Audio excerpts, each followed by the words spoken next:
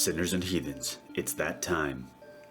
Once again, at the beautiful city of Babylon, Total War League Siege Season 9 continues with another Group D matchup. Today, it's the Unbiased mods, aka the Big Booty Latinas, taking on Will to Kill. The teams are eager to start the season strong, the blades hard, the cake thick. Game 1 starts now. Taking the field on attack for the Unbiased mods, we have Fukuzen, Breen Golchis, or is it Golkis?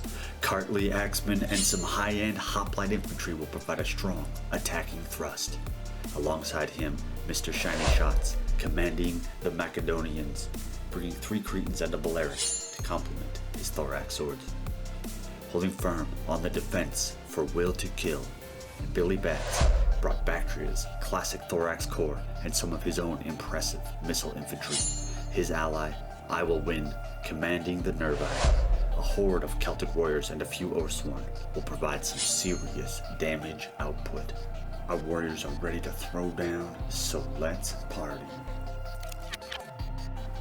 The attackers advance their siege equipment, looking to push the Babylonian long wall in these 2 places in an attempt to overwhelm the defenders' position, forcing them back from the walls.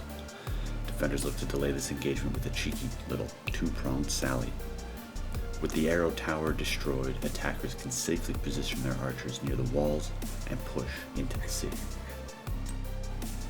Attackers loose a few archer volleys into the defender infantry to soften them up, but quickly commit their own infantry to the fight. Cartleys and Thorax clash in the breaches. A show of force from the main gate serves as little more than a distraction, as Will to Kill's mercenary scout riders sneak through the enemy lines and into the attacking archers, doing some damage and throwing his pila point blank. The attacking infantry puts the defender cav unit down like a sick dog.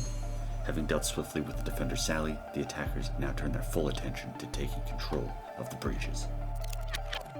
The defenders are cycle charging aggressively, taking advantage of that charge bonus superiority, but the micro-focus here has left their back lines open to ballista volleys.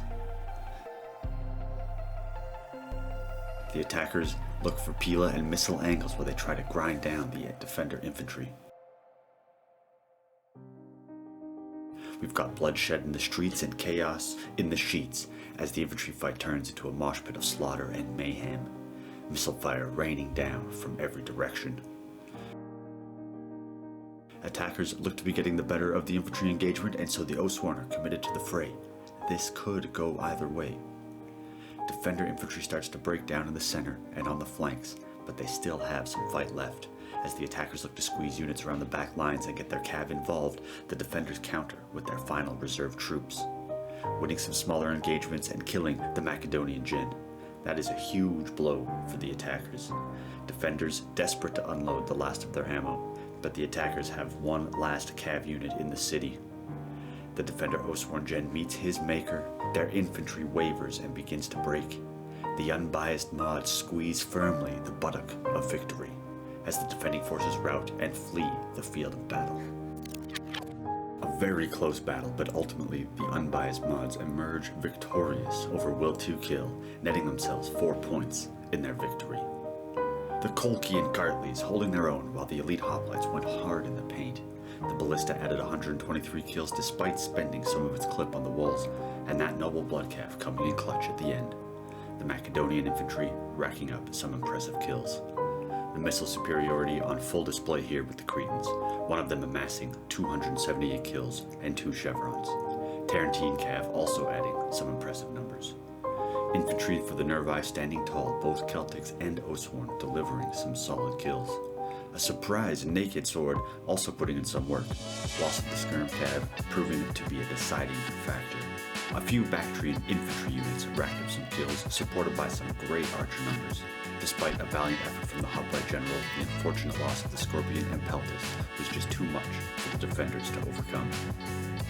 Second battle coming soon, so if y'all enjoyed the battle, please consider sharing, leaving a like or a comment. Help Siege Jesus make a little internet money, alright? And don't forget to subscribe.